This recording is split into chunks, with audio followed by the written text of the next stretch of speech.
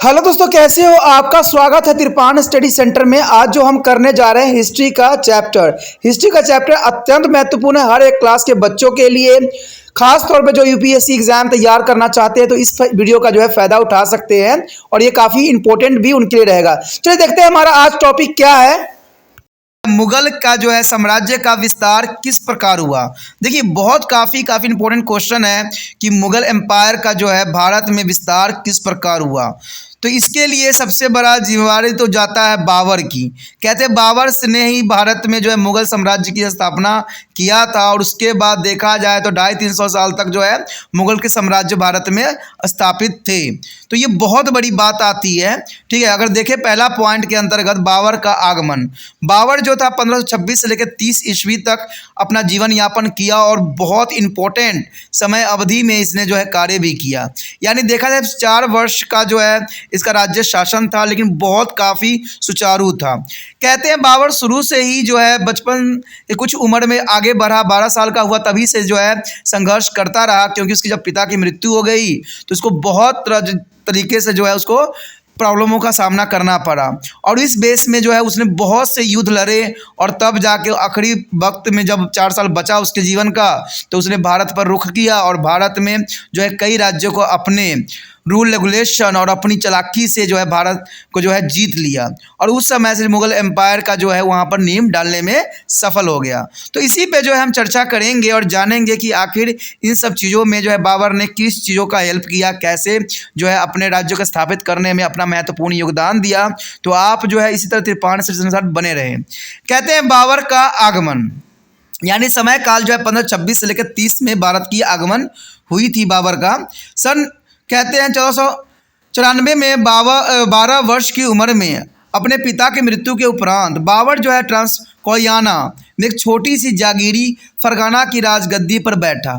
यानी देखा जाए जब वह 12 वर्ष का था तो उसी उपरांत उसके पिता की मृत्यु हो गई थी और वो बहुत बड़ा साम्राज्य का मालिक नहीं था, सिर्फ ट्रांसकोयाना के एक छोटे से जागीर फरगाना की जो है राजगद्दी पर बैठा और मध्य एशिया में उस समय बहुत अस्थिरता थी। यहाँ पर अस्थिरता का मतलब होता है कि वहाँ पर हर समय मार काट, ठीक है, हर तरह से परेशानी ही परेशानी थी, यानी चारों तरफ से अस्थिरता का माहौल बना हुआ था। बाबर को अपने ही अभिजात वर्ग से विरोध का सामना करना पड़ रहा था। यानी बाबर को दूसरे व्यक्तियों से सामना नहीं करना पड़ रहा था, अपने ही राज्य अपने ही लोगों से जो है सामना करना पड़ रहा था और अपने ही रिश्तेदारों से ये लड़ रहा था अपना दायित्व, अपना कर्तव्य के लिए, अपना जो है अधिकार के लिए। यद्यपि वह जो है समरकंद को जीतने के लिए समर्थ था, परंतु बहुत जल्द ही उसे पीछे हटना पड़ा क्योंकि उसके सामने ही कुलीनों ने साथ छोड़ दिया था। यानी जो उसके साथी थे वो सभी व्यक्तियों ने जो है उसका साथ छोड़ दिया था। कुलीनों का अर्थ होता है अमीर लोग। उसे जो है अक्सबेरियों के हाथों में फरगान को हराना पड़ा।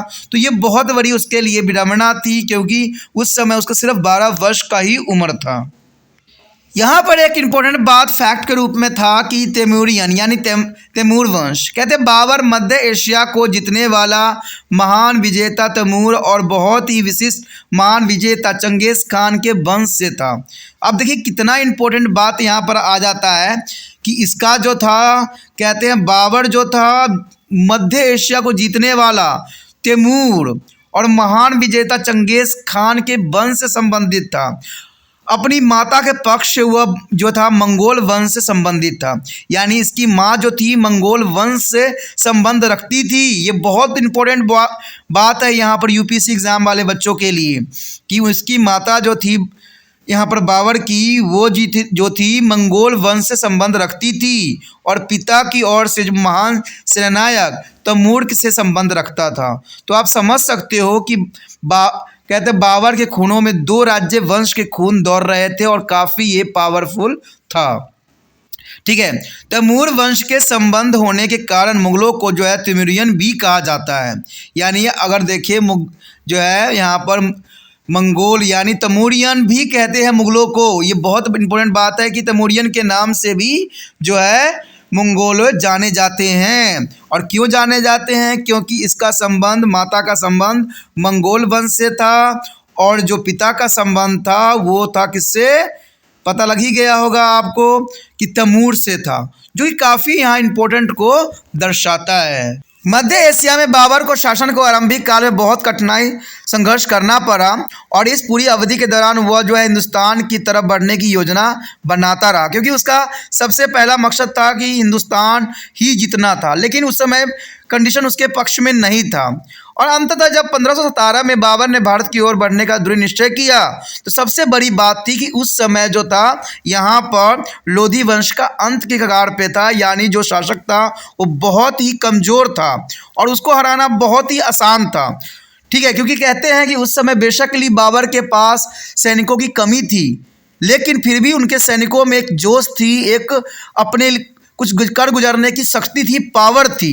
तो उसी दृढ़ निश्चय से उसने भारत की तरफ रुख किया और भारत में उस दौरान कुछ उथल पुथल ने भी बाबर को भारत पर आक्रमण करने की योजना पर जो है अमल करने में मदद कर दी, क्योंकि आपको पता है कि उस समय हर एक जो मुखिया हुआ करते थे, जो क्षेत्र के राजा हुआ करते थे, वो जो है अपना कब्जा दिखाना चाहते थे और खुद को स्वतंत्र राजा घोषित करना चाहते थे, जो कि बहुत बड़ी विडंबना थी। और यही बात का जो है बाबर ने फ़ायदा उठाया, क्योंकि यहाँ पर जो था हिंदुस्तान में आपस में ही राजाएं लड़ रहे थे, आपस में जो है राजवाड़े लड़ रहे थे, जिसके वजह से जो है बाबर को बहुत ही जो है अच्छा कंडीशन मिल गया और इसमें जो है हाथ धोना उसका बहुत आसान पड़ गया, क्योंकि कहते हैं ना, दो बिल्लियां जब लड़ती है तो तीसरा जो है फ़ायदा उठा के चला जाता है। तो वही बात यहाँ पर था, आपस में यहाँ के राजाएं लड़ रहे थे तो तीसरा व्यक्ति जो है फ़ायदा उठाना स्वाभाविक बात है, तो जो कि काफ़ी इम्पोर्टेंट भी यहाँ रखता है। कहते हैं सिकंदर लोधी की मृत्यु के उपरांत उभरी भारत की राजनीति अस्थिरता परिस्थिति ने उसे सोचने का मौका दिया कि लोधी साम्राज्य में कितना राजनीतिक असंतोष और अव्यवस्था फैली हुई थी। यानी आपको पता है, जब सिकंदर लोधी की मृत्यु हुई तो भारत की राजधानी में उथल पुथल सी मच गई। भारत के जो है कहते हैं साम्राज्य में बहुत बड़ी संकट का सामना करना पड़ा इस समय, क्योंकि लोधी साम्राज्य में इतना काफ़ी कुशल व्यवस्था नहीं थी। इसी दौरान कुछ अफगानी सूबेदारों के साथ परस्पर संघर्ष भी हुआ और सबसे बड़ा कारण था यह अफगानी सूबेदार, जिसके वजह से जो है लोधी वंश का जो है जो आखिरी शासक था उसके लिए जो है सूबेदारों का जो है सामना करना संभव नहीं था। यानी एक तरफ से कहें तो दौलत खान लोधी के लिए कहते हैं इतने विशाल जो है साम्राज्य को कंट्रोल करना संभव ही नहीं था। उसमें से एक प्रमुख जो सूबेदार था दौलत खान लोधी, जो पंजाब को एक विशाल भूभाग के सूबेदार था। कहते हैं मुबारक का राजपूत राजा राणा संगा भी इब्राहिम लोधी के खिलाफ अधिकार जताने के लिए जोर आजमाइश कर रहा था। यानी सबसे बड़ा जो था राणा संगा था। राणा संगा जो था इब्राहिम लोधी के खिलाफ अधिक से अधिक षड्यंत्र रच रहा था और अपनी जोर आजमाइश कर रहा था और शासन प्राप्त करने के लिए हर संभव कोशिश कर रहा था। उत्तर भारत में अपने प्रभाव के क्षेत्र बढ़ाने की कोशिश भी कर रहा था और इस दोनों ही बाबर को संदेश भेजकर उसे भारत पर आक्रमण करने का न्योता दिया।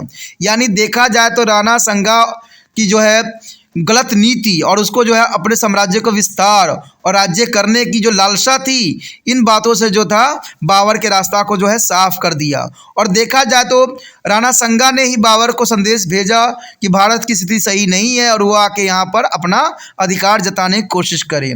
तो यही बात यहाँ पर आता था कि राणा संगा के दौलत खान लोधी के आमंत्रण के शायद बाबर के उत्साह किया होगा। तो ये बात बहुत इंपॉर्टेंट है कि दो व्यक्तियों के कारण जो है यहाँ बाबर की आगमन हुई, एक रंगा शागा और दौलत खान लोधी के कारण।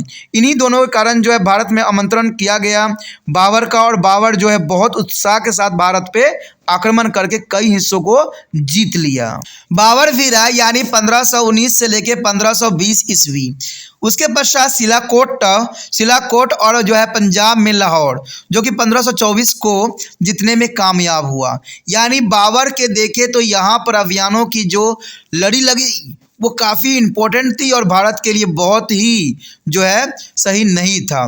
तो इसमें जो है बाबर ने सबसे पहले वीरा के ऊपर जो है 1519 से लेकर 20 में अपना जो है विजय अभियान को कायम रखा। उसके बाद सिलाकोट को जो 1520 ईस्वी में उसने विजय हासिल की और पंजाब में लाहौर को जो है 1524 को जीतने में कामयाब हुआ। अंत में इब्राहिम लोधी और बाबर की सेनाओं का सामना जो है 1526 में पानीपत के प्रथम युद्ध में हुआ। आपको पता ही होगा कि पानीपत के जो युद्ध था बहुत ही महत्वपूर्ण था, जिसमें पूरा इतिहास को ही बदल के रख दिया। और ये कई मायने में एग्जाम में आता है कि पानीपत की युद्ध कब हुई, किसके बीच में हुई, ठीक है, और इसका क्या परिणाम निकला। तो ये सारे प्रश्न का उत्तर जो है आपको इसी में मिलेगा, समझने की कोशिश कीजिए, सब मिलेगा। तो आपको पता लग ही गया है कि पानीपत के युद्ध जो था इब्राहिम लोदी और बाबर में हुआ था। कब हुआ था? 1526 में। और यह स्थान कहाँ गवाह बना? पानीपत का। बाबर की सेना में कम संख्या में सैनिकों के बावजूद उनकी सैनिक व्यवस्था बहुत ही श्रेष्ठ थी। देखा जाए तो बाबर की संख्या बहुत ही कम थी, यानी इतने सेना से जितना संभव नहीं था। लेकिन कहते हैं एक व्यक्ति अगर उसकी इच्छा हो तो कहते हैं जहां को जीत लेता है। ऐसे ही सैनिक जो थे उस बाबर में सम्मिलित थे। पानीपत की लड़ाई में बाबर की जीत उसके सैनिक पद्धतियों की एक बड़ी जीत थी। बाबर की सेना में सिर्फ 12,000 सैनिक थे, जबकि इब्राहिम के पास औसतन 1 लाख सैनिक बल थे। अब देखिए 12,000 सैनिक और 1 लाख सैनिक में कितना अंतर है। लेकिन कहते हैं जिसके पास कार्य कुशलता है वो अच्छे से अच्छे जो है जीत हासिल कर सकता है। जैसे मान लीजिए अगर आपके पास अच्छे पढ़ने का टेक्निक है, अच्छे रूल रेगुलेशन है, तो आपके लिए पढ़ना कोई मुश्किल काम नहीं होगा, ठीक है। जैसे 12,000 ने 1 लाख को हरा सकता है, तो आप अपने कुछ बचे हुए समय जो कि एग्ज़ाम का टाइम आने वाला है, उन्हीं टाइमों को बचा के अगर आपने अच्छे से अध्ययन किया, अच्छे से पढ़ाई किया, तो संभवतः है कि आप जो इतने महीनों में नहीं कर सके वो कुछ घंटों और कुछ दिनों में ही करके दिखा दोगे और कामयाबी के जो है डगर पे चल दोगे। तो यही बात यहाँ पर जो है बाबर के सैनिकों ने भी किया। कहते हैं 12,000 सैनिक से उसने जो है भारत पे विजय हासिल किया, जो बहुत बड़ी और बहुत इंपॉर्टेंट बात रखती है यहाँ पर जो है सैनिक श्रेष्ठता की, सैनिक संगठन की। तो कहते हैं अगर आपके पास कोई सैनिक संगठन है, समझदारी है, तो उसको आप बहुत आसानी से संचालित कर सकते हो। लेकिन अगर मान लीजिए अगर 1 लाख सैनिक है और सैनिक को जो है कंट्रोल करने वाले जो है बहुत अलग अलग तरह के लोग हैं, अलग अलग बंदे कंट्रोल कर रहे हैं, तो शायद 1 लाख सैनिकों को संभालना बहुत ही मुश्किल पड़ जाएगा। यही बात यहाँ पर जो हुआ लोधी के साथ हुआ, जो कि बहुत काफ़ी इंपॉर्टेंट था। 12,000 सैनिकों को जो बाबर ने बहुत आसानी से संगठित किया और इसको जो है हर एक नीतियों का जो है अनुसरण किया। लेकिन वहीं पे अगर दूसरी तरफ हम देखें इब्राहिम लोधी को, जो 1 लाख सैनिक बेशकली लेके आ गया, संख्याओं में खड़ा कर दिया, लेकिन इसके जो है प्रणाली कंट्रोल करने की प्रणाली बिल्कुल ही बेकार थी, जिसके वजह से 12,000 सैनिकों ने 1 लाख सैनिकों को हरा दिया। युद्ध के दौरान में आमने सामने की लड़ाई में बाबर की जो युद्ध नीति बहुत ही अद्वितीय थी। कारण क्या था? क्योंकि बाबर ने अपने घरों में बहुत संघर्ष कर चुका था और कहते हैं बाबर का जीवन जो है अधिकतम जंगलों में ही बिताया, क्योंकि उनके अपनों ने धोखा दिया। बार बार वो गद्दी प्राप्त करता था और बार बार अपनों ने जो है उसको गद्दी से हटा दिया करता था। तो बाबर का जीवन जंगलों में ही व्यतीत हुआ और वहाँ पर हर तरह के जो है कार्य कुशलता के विषय में जाना सीखा और समय ने उसको बहुत कुछ सिखा दिया। जैसे आपको भी समय ज़रूर सिखाएगा कि पढ़ने का तरीका क्या होता है, रूल रेगुलेशन क्या होता है। जब तक आप स्वयं ही कोशिश नहीं करोगे, जब तक आप स्वयं ही इच्छा को नहीं जगाओगे, आपको कोई जो है ज़बरदस्ती पढ़ा नहीं सकता। तो वही बात यहाँ पर बाबर के साथ हुआ कि बेशकली उसके पास जो है लोग कमी थी, टेक्नोलॉजी कमी थी, लेकिन फिर भी उसकी इच्छा शक्ति ने जो है भारत का विजेता बना दिया। तो यही बात यहाँ पर आती है कि उसने युद्ध लड़ने के लिए रूमी ऑटोमन युद्ध पद्धति को अपनाया, यानी एक तरह के रूमी ऑटोमन जो युद्ध प्रणाली है, एक प्रणाली की तरह देखा जाता है। उसने इब्राहिम की सेना को 2 जो है पांतियों से घेर लिया। बीच में से उसकी घुड़सवारों ने जो है तीरों और अनुभवी ऑटोमन तोपचीसों से तोपों के आक्रमण किया। देखा जाए तो इस युद्ध में तोपों का जो है बहुत काफ़ी गहरा संबंध था कि तोपों के कारण जो है जीत भी हासिल हुई। खाइयों और राह में जो है खड़ी की गई बाधाओं ने सेना को जो है दुश्मनों के विरुद्ध आगे बढ़ने में बचाव का काम भी किया। इब्राहिम लोधी की अफगानी सेना को बहुत भारी संख्या में सैनिक मारे गए, ठीक है, और इब्राहिम लोधी की युद्ध के मैदान में ही मृत्यु हो गई। यानी इब्राहिम लोधी की मृत्यु के कारण जो है सैनिक जो है अफरा तफरी मच गई और इस प्रकार दिल्ली और आगरा पर बाबर का नियंत्रण हो गया और लोधी की अपार संपदा पर भी इसका कब्जा हो गया और इस धन को बाबर के सेनापतियों और सैनिकों में बांट दिया गया। तो ये काफ़ी यहाँ पर बाबर ने चतुराई का जो है परिचय दिया कि विजय जितने भी धन दौलत थे सभी सैनिकों में बांट दिया, क्योंकि उसका ये महत्व था कि सिर्फ 12,000 सैनिकों की कुशलता और उनकी जो है इच्छा शक्ति के कारण ही वो भारत पे विजय हासिल कर पाया।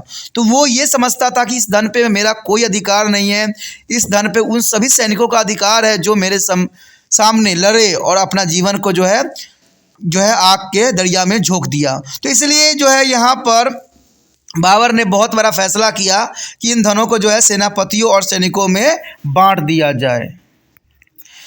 पानीपत की विजय ने बाबर को अपनी विजयों को जो है संगठित करने के लिए एक दृढ़ आधार प्रदान कर दिया, क्योंकि पानीपत की विजय सबसे महत्वपूर्ण विजय था और इब्राहिम लोधी के साम्राज्य पर अधिकार करना बहुत बड़ी अचीवमेंट थी।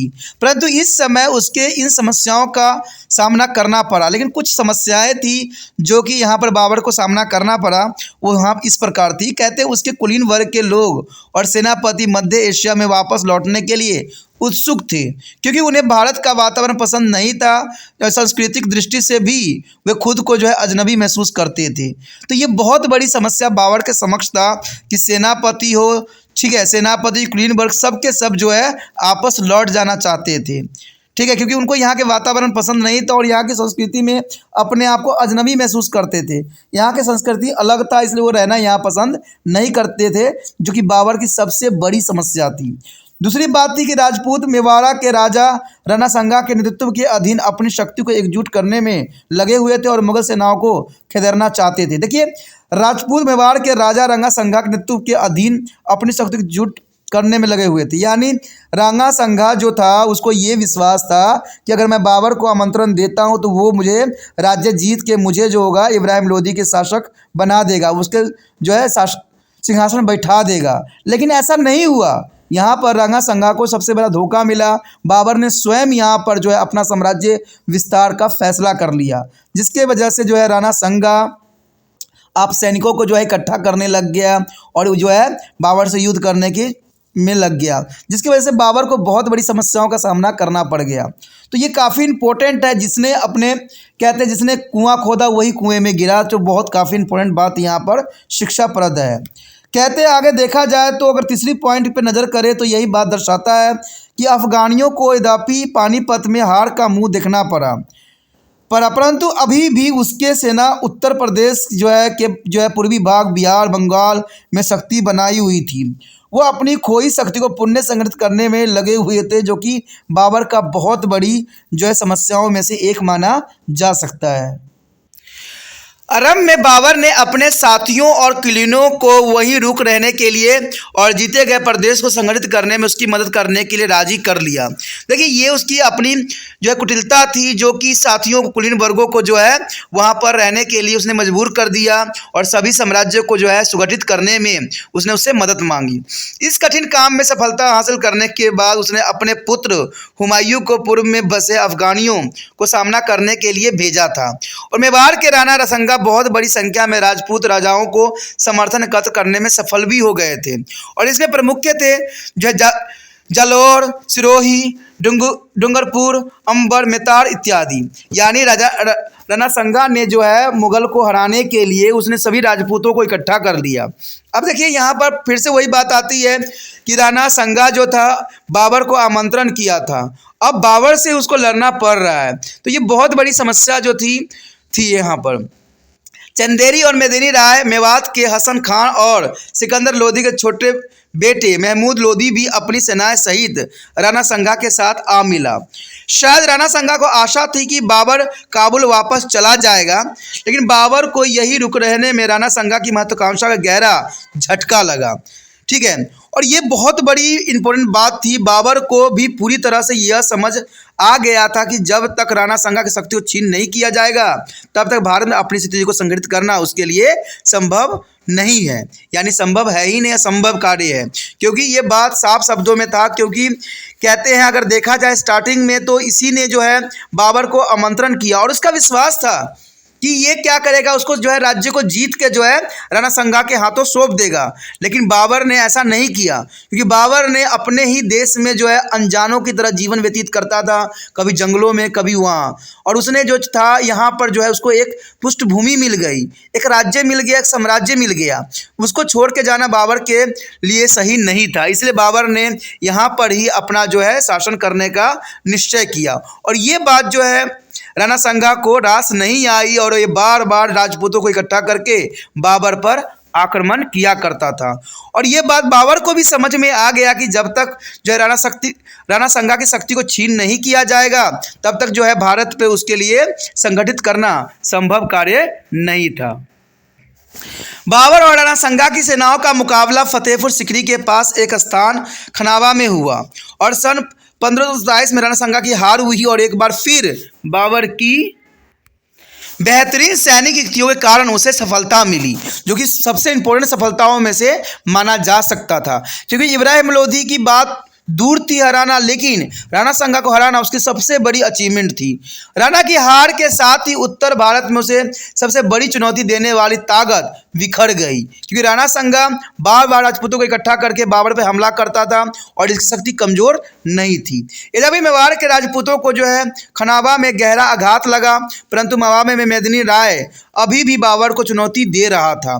जिस बहादुरी से राजपूतों ने चंदेर में जो है 1528 युद्ध किया, बाबर को मेदिनी राय पर विजय प्राप्त करने में बहुत कठिनाइयों का सामना करना पड़ा और इसकी हार के बाद राजपूतों की ओर से विरोध का स्वर बिल्कुल ही समाप्त हो गया था। पर अभी भी बाबर को अफगानियों को हराना था। अफगानियों ने दिल्ली पर अपना अधिकार छोड़ दिया था, परंतु पूर्व बिहार और जौनपुर के कुछ भागों में वे अभी भी काफ़ी शक्तिशाली थे। अफगानों और राजपूतों पर पानीपत के खनावा में जीता बहुत ही महत्वपूर्ण था, परंतु विरोध के स्वर अभी भी मौजूद थे। परंतु अब हम यह कह सकते हैं कि यह जीत मुगल साम्राज्य की स्थापना की दिशा में आगे बढ़ने के लिए महत्वपूर्ण कदम था, क्योंकि देखा जाए तो यहीं से जो है अफगानों के हारने के पश्चात ही जो है मुगल साम्राज्य की स्थापना और विस्तार होना शुरू हो गया। लेकिन सन 1530 में बाबर की मृत्यु हो गई। अब ही जो है गुजरात, मलवा और बंगाल के शासकों के पास काफ़ी शक्तिशाली सैनिक बल था और उसका दमन नहीं हो सकता था। इस परदेशी शक्तियों का मुकाबला करने का काम हुमायूं के सामने अभी बाकी था। इस मानचित्र को देखने से आपको यह बात का आभास हो जाएगा कि बाबर का काबुल का राज्य किस प्रकार से फैला हुआ था। और बहुत काफ़ी इंपॉर्टेंट चीज़ यहाँ दिखा रहा है कि मुगलों के आरंभिक विजय स्थल कैसे दिख रहे हैं। देखिए, हर क्षेत्र में जो है वो अपना अधिकार कर रखा है, जो कि में कोई दो राय नहीं है। इब्राहिम लोधी आपको दिख रहा है, दिल्ली सल्तनत दिख रहा है, सतलुज, झेलम, चिनाब, पंजाब, कश्मीर सब जगह जो था बाबर काबुल का राज्य अपना स्थापित कर लिया था, ब्रह्मपुत्र सभी क्षेत्रों में। तो कहते हैं मैप भी बहुत कुछ बता रहा है, बहुत कुछ समझाने की कोशिश कर रहा है कि मुगल की साम्राज्य कैसी विस्तृत थी।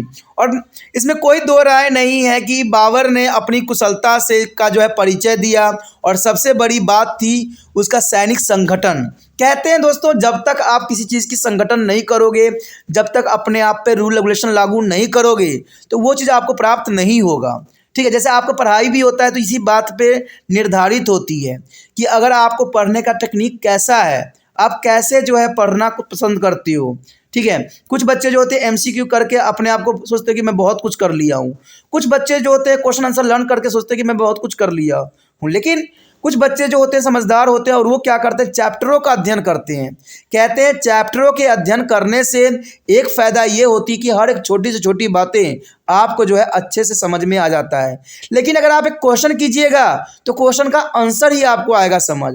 अगर चैप्टर कीजिएगा तो हर एक बात को जो है विस्तार पूर्वक लिखने योग्य बन जाइएगा। तो इसलिए त्रिपान स्टडी सेंटर यही कोशिश करता है कि आपको चैप्टर के रिगार्डिंग समझाया जाए। लेकिन कहते हैं समय के साथ थोड़ा सा बदलने की कोशिश करना चाहिए। हर बच्चा एक जैसा नहीं होता है। किसी को चैप्टर जो है बहुत आसान तरीके से समझ में आ जाता है, लेकिन किसी को क्वेश्चन ही समझ में आता है। तो इसलिए त्रिपान स्टडी सेंटर ये भी कोशिश कर रहा है कि आपको जो है कुछ क्वेश्चन दिया जाए जो कि आपके लिए एग्जाम व्यू से महत्वपूर्ण हो। और इसमें जो है त्रिपान स्टडी सेंटर अग्रसर भी है। तो इस मैप में और भी बातें यहाँ पर दर्शाई गई है। ये तो हमारी उत्तरी क्षेत्र के पार्ट को हमने देखा जो कि बहुत काफ़ी इंपॉर्टेंट था। इसके जो है हमें तो यहाँ पर आप देख सकते हो कि अनुमति सीमाएं जो है यहाँ दर्शाई गई है। लोधी राज्य की जो स्थापना जो है जो है वाइट वाइट शेप में दिखाई गई है, जो कि बहुत काफ़ी महत्वपूर्ण है। तो देखा जाए तो लोधी राज्य काफ़ी जगह पर फैली हुई थी और इसका जो है बहुत आसानी से बाबर ने दमन करके अपने राज्य का हिस्सा बना लिया, अपना राज्य बना लिया। तो ये बहुत काफ़ी इम्पोर्टेंट थे। लेकिन देखा जाए तो 1530 में जब जो है बाबर की मृत्यु हुई तो सबसे बड़ी जो थी जो है सामना करना पड़ गया। कहते हैं इस समय जो था बहुत ही इम्पोर्टेंट बात थी हुमायूं के लिए, क्योंकि हुमायूं के फादर की मृत्यु के उपरांत राज्य को संभालना हुमायूं के लिए बहुत बड़ी चुनौती थी, क्योंकि उसके पिता ने हर संभव जो है अपना राज्य को स्थापित करने में अपनी कुशलता का सामना किया। अब हुमायूं का था परिचय देना कि इस राज्य को कैसे जो है स्थापित किया जाए और कैसे जो है आगे बढ़ाया जाए। कहते हैं बाबर की मृत्यु के उपरांत हुमायूं जो था उत्तराधिकारी बना और आपको पता है बाबर ने अपने सैनिकों की सहायता से जो है इब्राहिम लोदी को हरा के जो है पानीपत के युद्ध में हरा के विजय हासिल किया, जो कि बहुत काफ़ी इम्पोर्टेंट और बहुत काफ़ी महत्वपूर्ण था। लेकिन कहते हैं हुमायूं के लिए ये सब संभालना इतना आसान नहीं था, क्योंकि हमने भारत का इतिहास पढ़ा और जाना है कि भारत में आए दिन जो है कोई ना कोई अटैक करके जो है अपना अधिकार स्थापित करने के लिए सक्षम था। और ये भी हम नहीं कह सकते कि भारत के जो जितने भी थे यहाँ पर राजा वो कमज़ोर थे, वो भी बहुत काफ़ी शक्तिशाली थे। लेकिन कहते हैं इसमें जो था एक बुराई थी कि वो एक दूसरे को देख नहीं चाहते थे और अपना साम्राज्य को खुद ही विनाश के कगार पे ला खड़ा किए थे। तो उसके समय जब बाबर की मृत्यु हो गई तो हुमायूं का उत्तराधिकारी के रूप में था और उसके समक्ष बहुत बड़ी चुनौती थी कि इन जीते हुए प्रदेशों को जो है संगठित करना। कहते हुमायूं के अधीन परिस्थिति काफ़ी निराशाजनक थी और उसके लिए जो है संभालना बहुत ही दुष्कर कार्य था, बहुत ही मुश्किल कार्य था। हुमायूं ने जिन समस्याओं का सामना किया वो कुछ इस प्रकार यहाँ पर दी गई है, जो जान के आप भी हैरान हो गए कि हुमायूं के लिए साम्राज्य को कंट्रोल करना बहुत ही मुश्किल था। सबसे पहली बात तो यही यहाँ पर आती है कि जीते गए प्रदेशों को प्रशासन संगठित नहीं था, यानी जो है बाबर ने जीता था उसको संगठित नहीं किया गया था। अभी वहाँ पर रूल रेगुलेशन नहीं लागू किए गए थे। बाबर की तरह हुमायूं को उतना सम्मान और मुगलों को अभिजात वर्ग से इतनी इज्जत नहीं मिल पाई थी जितनी अब की बाबर को मिला हुआ था। हुमायूं बेशक उसका पुत्र था, लेकिन उसके पास इतनी पावर नहीं थी, इतना लोगों के समर्थन नहीं प्राप्त था, इसलिए इसको जो है संगठित करना बहुत ही दुष्कर कार्य लग रहा था। उसके पश्चात देखिए हम तीसरी पॉइंट पे नज़र करें तो कहते हैं चितगाई अभिजात वर्ग उसके पक्ष में नहीं था, यानी चितगाई जो अभिजात वर्ग था वो उसके पक्ष में नहीं था। और भारतीय कुलीन जिन्होंने बाबर को सेवा ग्रहण की थी उन्होंने हुमायूं को राज सिंहासन मिलने पर मुगलों के साथ छोड़ दिया था, यानी जब हुमायूं को राज सिंहासन मिला था तो उन्होंने मुगलों को जो है साथ देना बिल्कुल ही नाजायज़ समझा। उसे अफगानियों के दुश्मनी का भी सामना करना पड़ा, क्योंकि अफगानी भी भारत पे नज़र गड़ाए हुए थे और मुख्यतः बिहार में एक तरफ शेर खां तो दूसरी तरफ जो है गुजरात का शासक बहादुर शाह, और इन दोनों परिस्थिति में जो है हुमायूं के लिए शासन करना बहुत ही आसान नहीं था। यानी कह सकते हो कि हुमायूं के लिए जो ताज थी वो कांटों से भरी हुई थी। तैमूरी परंपराओं के अनुसार उसे अपने साथियों के साथ बांटकर शक्तियों पर अधिकार पाना था। बनस्थापित मुगल साम्राज्य दो केंद्र थे, दिल्ली और आगरा। मध्य भारत का नियंत्रण हुमायूं के हाथों में था, तो अफगानिस्तान और पंजाब उसके भाई जो है कामरान के अधीन था। तो ये काफ़ी इम्पोर्टेंट था कि कामरान जो था अपने एक क्षेत्र को जो अफगान और पंजाब को नियंत्रण कर रहा था, तो हुमायूं जो था दिल्ली और आगरा को नियंत्रण में रखा था। हुमायूं ने महसूस किया कि अफगानी उसके लिए एक बहुत बड़ा खतरा थे, और थे भी, इसमें कोई दो राय नहीं था कि अफगानी जो थे बहुत बड़ा खतरा था हुमायूं के लिए। अब वह पूर्व और पश्चिम से अफगानियों को जो है संयुक्त जो है विरोधियों से बचाना चाहता था। उस समय तक जो है बहादुर शाह ने विलास और सरंज और जैन और जागरोन पर जो है कब्जा कर लिया था और वह अपनी शक्ति का संयोजन कर रहा था। जबकि हुमायूं पूर्व में चुनार में घेराबंदी कर रहा था, वहीं बहादुर शाह मलवा और राजपूताना की तरफ पांव फैला रहा था। तो बहुत काफ़ी परिस्थिति जो थी बहुत दुर्लभ हो गई थी, बहुत परिस्थिति संवेदनशील हो गई थी इस समय। इन परिस्थितियों में हुमायूं का आगरा वापस आना पड़ा और कहते हैं 1532 से 33 में ये रिटर्न हुआ। विस्तार की नीति की जारी रखते हुए बहादुर शाह ने 1534 में चित्तौड़ पर आक्रमण कर दिया, क्योंकि जो यहाँ पर बहादुर शाह का नीति था वो विस्तार करना था अपने राज्य को। और यहाँ पर जब यहाँ पर बाबर की मृत्यु हो गई तो उसके लिए जो था बहुत काफ़ी आसान परिस्थिति बन गई थी। युद्ध नीति की दृष्टि से चित्तौड़ एक मजबूत आधार स्थल होने के फायदा जो है उपलब्ध करा सकता था। इससे उसे राजस्थान, विशेष रूप से अजमेर, नागौर और रणभोर की ओर बढ़ने में मदद मिल सकती थी।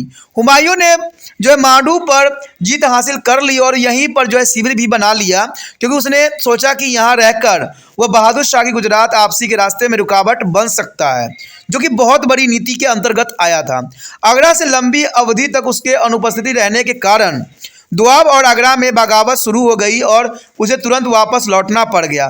कहते जितना अगर मालिक अगर अपने जागीर से दूर रहेंगे तो जनरल सी बात है वहाँ के जो लोग हैं अब संघर्ष करना शुरू कर देंगे, जो कि हुमायूं के साथ यहाँ पर हुआ।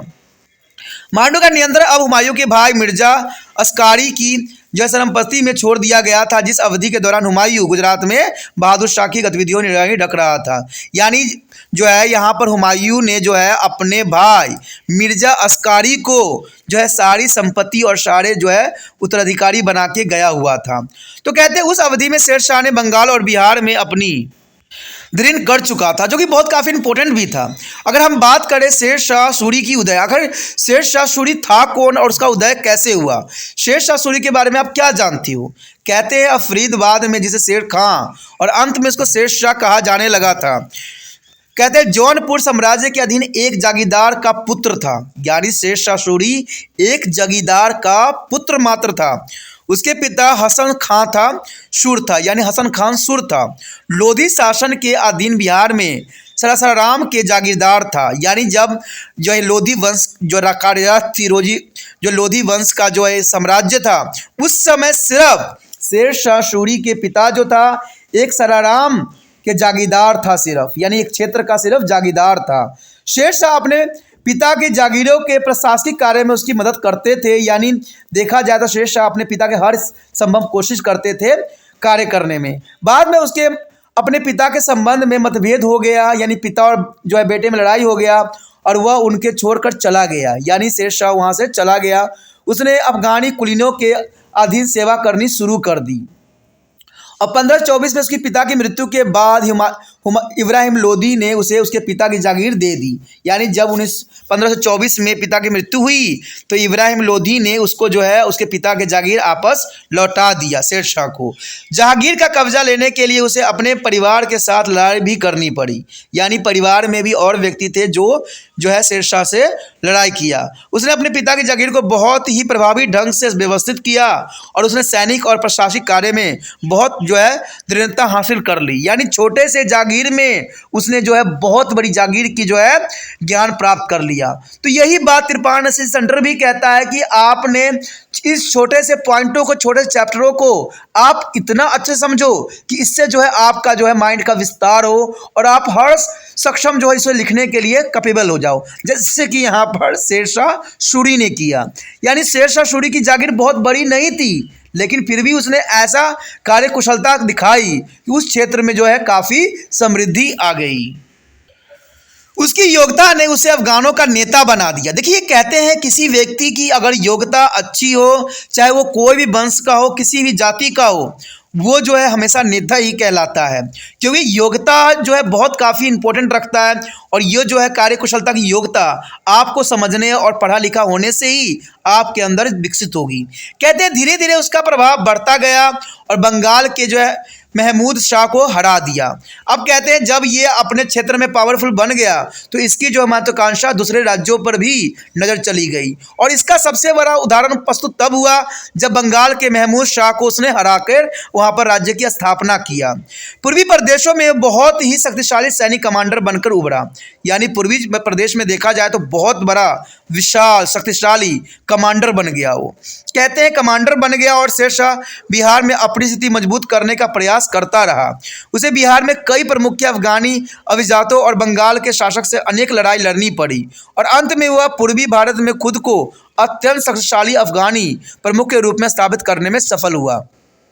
तो कहते हैं इसने जो है तिनके से जो है पूरे सोने तक की सफ़र किया, यानी कहा जाए छोटे से जागीरदार से जो उसने शुरुआत किया वो उसको साम्राज्य तक पहुंचा दिया। तो यही बात यहाँ रखता है, कोई ये दायित्व नहीं रखती है कि हमने कहाँ से स्टार्ट करना है। अगर करना है तो कहीं से स्टार्ट तो करना ही पड़ेगा। और यही शेरशाह सूरी ने किया। कहते हैं पिता के छोड़ा हुआ थोड़ी सी जागीर ने उसको जो है राजा बना के रख दिया, क्योंकि उसके कार्य प्रबंधन इतनी सशक्त थी, इतने प्रभावशाली थी कि वहाँ के लोग खुश हो गए। और देखते देखते ये बात जो है हर एक क्षेत्र में फैल गया। और फैलने के कारण क्या हुआ, सभी लोग जो थे उसके राज्य में सम्मिलित होना चाहते थे, और उसकी वजह से क्या हुआ, इसकी राज्य का विस्तार हुआ। और कहते हैं जब राज्य का विस्तार हुआ तो लोगों ने उसका समर्थन करना शुरू कर दिया, और धीरे धीरे वो जो था कमांडर बन गया सैनिक का। और जब कमांडर बन गया तो वो जो है अपनी योग्यता का परिचय जो है बिहार क्षेत्र में दे के वहाँ के राज्य को जो है अपने अधिकार में कर लिया। तो ये जो था शेरशाह सूरी की बहुत महत्वपूर्ण विजय थी, जो कि बहुत जरूरी भी था। शेरशाह खुद को एक जो है निर्विवाद अफगानी नेता के रूप में स्थापित करना चाहता था, और उसने बंगाली सेना पर आक्रमण भी किया और जो है सूरजगढ़ की लड़ाई में उसको हरा दिया। शेरशाह ने बंगाल में बहुत बड़ी धन संपदा हासिल की, जिसने उसे एक बड़ा सैन्य बल खड़ा करने में काफ़ी मदद किया। कहते हैं कि जो जिसको मेहनत की आदत लग जाती है उसको जो है चारों तरफ की दिशाएं भी उसको जो है पक्ष में हो जाती है। अब उसने बनारस और उससे परे के मुगलों प्रदेशों पर आक्रमण करना शुरू कर दिया। अब देखिए कहाँ पर एक जागीर का जो है बच्चा, और कहाँ पर जो है अब वो मुगलों से वो दो चार हाथ करने लग गया। यानी बनारस मुगलों प्रदेशों पर आक्रमण करना उसका स्वाभाविक बात बन गई। हुमायूं को शेरशाह की महत्वाकांक्षा का संदेह तो था ही, परंतु वह उसकी क्षमताओं का अनुमान नहीं लगा पाया, क्योंकि आप भी जानते हो कि ये एक जो था जागीरदार का पुत्र था, यानी उसकी इतनी अच्छी स्थिति नहीं थी। इसीलिए हुमायूं भी सोचता था कि इसके पास क्या क्षमता होगा, क्या पावर होगी, क्या शक्ति होगी।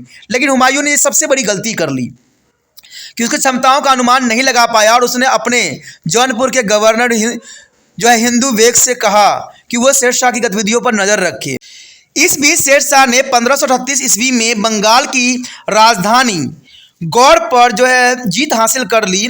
और जब हुमायूं बंगाल की तरफ बढ़ रहा था तो शेरशाह ने आगरा के मार्ग पर नियंत्रण कर लिया, और हुमायूं के लिए संचार संबंधी कार्यों में बाधा उत्पन्न कर दिया। दूसरी तरफ हुमायूं के भाई हिंदल मिर्जा ने खुद को स्वतंत्र घोषित कर लिया, यानी अपनों ने भी इसको जो है हुमायूं को धोखा दिया। अब हुमायूं ने जो है चुनार वापस लौटने का फैसला कर लिया, जैसे उसकी सेना के लिए जो सरदर्द की पूर्ति करनी थी, यानी रसदर्द की पूर्ति करना जरूरी था। जब वो चौसा पहुंचा तो 1539 तो उसने कमनासा नदी के पश्चिमी किनारों पर शिविर बनाया। शेरशाह ने नदी के किनारे जाकर हुमायूं पर आक्रमण करके उसे हरा दिया।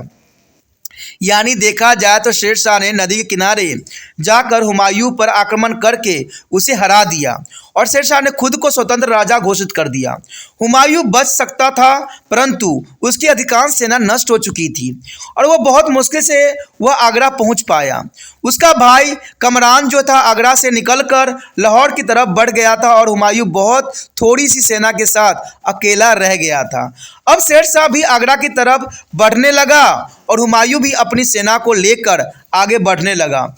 अब दोनों सेनाओं के कन्नौज में टकराव हुआ, और कन्नौज की लड़ाई में हुमायूं की बुरी तरह से हार हुई, यानी 1540 में वो हार गया। तो इसी के साथ जो है हुमायूं की कितनी महत्वपूर्ण जो थी स्टोरी थी शेरशाह के साथ जुड़ी हुई थी, जो कि काफ़ी इंपॉर्टेंट है एग्जाम व्यू से भी। यहाँ पर हमने हुमायूं के जो है जीवन के बारे में भी जाना और समझने की कोशिश किया, प्लस शेरशाह ने जो महत्वपूर्ण अपना कदम उठाया था उसके विषय में भी हमने जाना, और किस प्रकार जो है यहाँ पर शेरशाह सूरी ने अपने राज्य को फतेह की उसके विषय में भी हमने विस्तार पूर्वक जाना। यहाँ पर जो हम बात करने जा रहे हैं अत्यंत महत्वपूर्ण टॉपिक द्वितीय अफगानी साम्राज्य। देखिए जैसा कि पहले ही उल्लेख किया जा चुका है कि लोदी वंश के अधीन पहले अफगानी साम्राज्य के बाबर के नेतृत्व में मुगलों द्वारा 1526 में स्थापित किया गया था, और 14 वर्ष के अंतराल के पश्चात 1540 में शेरशाह भारत में दोबारा अफगानी शासन स्थापित करने में सफल हो गया।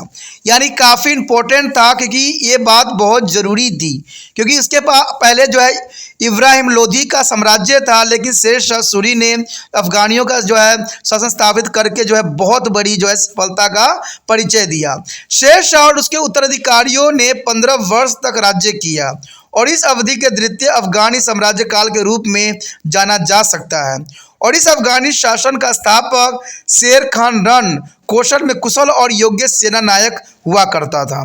कहते हैं ये बहुत इंपॉर्टेंट बात है कि जो यहाँ पर शेर शाह है वो जो था हुमायूं के ही जो है सेनापतियों में से एक था, यानी बाबर के समय से जो है कुशल और सेनानायक के रूप में था। हुमायूं से उसकी जो है लड़ाई के संबंध में हम पहले ही चर्चा कर चुके हैं। हुमायूं को हराने के बाद 1540 में शेर शाह जो है सर्व प्रभुता संपन्न शासक बन गया और उसे शेर शाह का खिताब भी दिया गया, जो कि काफ़ी इम्पोर्टेंट था। शेर शाह ने उत्तर पश्चिम में सिंध तक की चढ़ाई में हुमायूं का पीछा किया था और हुमायूं को जो है खदेड़ने के बाद उसने उत्तरी और पूर्वी भारत में संगठन का काम शुरू कर दिया था। 1542 में उसने मलावा पर विजय प्राप्त की और तत्पश्चात चंदेरी को जीता।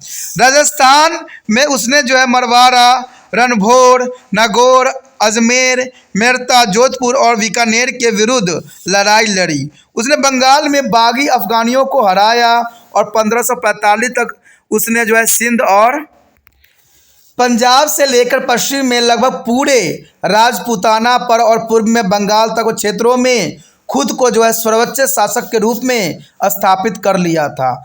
अब वह बुंदेलखंड की ओर मुड़ा। यहाँ जो है कालीजर के किले की घेराबंदी के दौरान 1545 में एक बारूदी विस्फोट के दुर्घटना में उसकी मृत्यु हो गई। कहते हैं ये बहुत इंपॉर्टेंट टाइम था जहाँ पर 1545 में जो है बारूदी विस्फोट की दुर्घटना में उसकी मृत्यु हो गई और इसका जो है मकबरा सरासराय में बनाया गया, जो कि आज भी दर्शनीय है। अपने संक्षिप्त शासनकाल में शेर शाह ने बहुत ही महत्वपूर्ण प्रशासकीय और लगान पद्धति में जो है परिवर्तन लागू किया। उसमें से कुछ प्रमुख हैं। देखिए, कहा जाए तो शेर शाह सूरी के द्वारा जो बनाया गया प्रशासन ढांचा था वो काफ़ी महत्वपूर्ण थी और कहते हैं आगे चल के अकबर ने भी इस सारे जो है रूल रेगुलेशन का अनुसरण किया। कहते हैं शेर शाह सूरी के समय में पैसों का यानी रुपया का भी जो है पहला बार प्रयोग किया गया। तो ये कहा जा सकता है कि रुपया का जनक जो है शेर शाह सूरी के शासनकाल में था, जो कि बहुत काफ़ी इम्पोर्टेंट है और आज भी जो है ये दर्शनीय है। शेर शाह सूरी ने हर संभव जो है अपने साम्राज्य को दृढ़ बनाने के लिए कोशिश किया, तो ये जो कि जरूरी था। कहते हैं इसमें देखा जाए तो कुछ यहाँ पर जो है उसकी प्रशासनिक महत्व को यहाँ पर दर्शाया गया है, जो कि काफ़ी महत्वपूर्ण है। सरकारों और परगनाओं स्तर पर जो स्थानीय प्रशासन को व्यवस्थित करना शेर शाह सूरी की पहली प्राथमिकता थी। मुख्य मार्गों पर यात्रियों और व्यापारियों के लिए सड़कों और सरायों या विशाल स्थलों का निर्माण कराया, जिनसे जो है संचार स्थापित करने में भी सहायता मिली। उसने पेशावर से कोलकाता तक जो है ग्रैंड ट्रैक रोड का निर्माण करवाया, जो कि बहुत काफ़ी इम्पोर्टेंट थी। कहते ग्रैंड ट्रैक रोड के जब इसने निर्माण करवाया तो उसके समक्ष बहुत सी चुनौतियां थी, लेकिन उन चुनौतियों को उसने सामना करते हुए बहुत सी सुविधाओं को जो है वहां पर दिया। कहते हैं सराय बनाया गया, कुएं बनाए गए, मस्जिद बनाए गए, बड़े बड़े पेड़ पौधे जो है विस्थापित किया गया। तो उसने हर संभव जो है यात्रियों के लिए सुविधा का जो है बनाया गया, जो कि बहुत काफ़ी इम्पोर्टेंट है, जिसको हम जीटी रोड के नाम से भी जानते हैं, जो कि शेर शाह सूरी की सबसे बड़ी कामयाबी में से एक माना जा सकता है। तीसरी बात यही दर्शाता है कि जो मृदा प्रणाली है, यानी जो पैसे की जो प्रणाली उसने विकसित किया था, भूमि के मापन और लगान के आकलन के उपाय का जो है मानवीकरण किया गया।